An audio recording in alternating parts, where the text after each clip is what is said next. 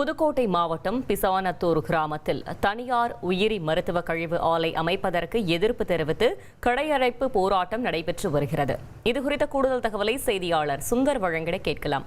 சுந்தர், வணக்கம். போராட்டத்தில் ஈடுபட்டுள்ளவர்கள் என்ன தெரிவிக்கிறார்கள்? கள தகவல்களை சொல்லுங்க. புதுக்கோட்டை மாவட்டம் கந்தரகோட்டை அருகே உள்ள பிசானத்தூர் கிராமத்தில் அரசு தனியார் உயிரி மருத்துவ கழிவுகளை சுத்திகரிப்பு ஆலை அமைப்பதற்கு அனுமதி அளித்ததாக கூறப்படுகிறது. இந்த ஆலை 7 மாவட்டங்களிலும் அரசு மருத்துவமனைகள், மருத்துவக் கல்லூரிகள் உள்ளிட்டவர்களிலிருந்து மருத்துவ கழிவுகளை இங்கு கொண்டு வந்து சுத்திகரிப்பு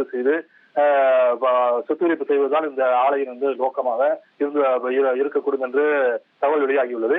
இந்த நிலையில் இந்த பகுதியில் பிசானத்தூர் பகுதியில் அந்த ஆலை அமைக்கப்பட்டால் விவசாயம் கடுமையாக பாதிக்கப்படும். சுத்திகரிப்பு ஆலையிலிருந்து வெளியேறப்படும் கழிவுநீர் விவசாய நிலங்களில் புகக்கூடிய சூழ்நிலை உள்ளது.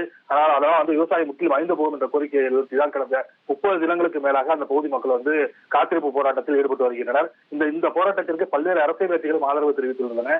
இந்த நிலையில் அந்த மாவட்ட ஆட்சியர் அரசு அதிகாரிகளை கொண்டு பல கட்ட பேச்சுவார்த்தை நடத்தியும், ஆனால் எழுத்துப்பூர்வமாக எங்களுக்கு வராது என்று அறிவிக்க வேண்டும் என்று அந்த பகுதி மக்கள் தொடர்ந்து கோரிக்கை விடுத்து வந்தனர். இந்த நிலையில் தான் கடந்த சில தினங்களுக்கு முன் விவசாய குறைதீர்க்கும் கூட்டத்தில் மாவட்ட ஆட்சியர் தெளிவாக விவசாயிகளிடமும் அந்த பகுதி மக்களிடம் தெரிவித்தால் இந்த ஆலை அங்கு வராது. ஏற்கனவே அரசியலுக்கு நான் அறிக்கை அனுப்பியுள்ளேன். பொதுமக்கள் எதிர்ப்பு தெரிவிக்கிறார். அதனால் இந்த ஆலை அமைக்கக்கூடாது என்று கடிதம் அனுப்பியுள்ளேன். அதனால் கண்டிப்பாக இந்த ஆலை அங்கு வராது என்று உறுதியளித்தார். ஆனால் அங்கும் விவசாய குறைதீர்க்கும் கூட்டத்திலும் பொதுமக்கள்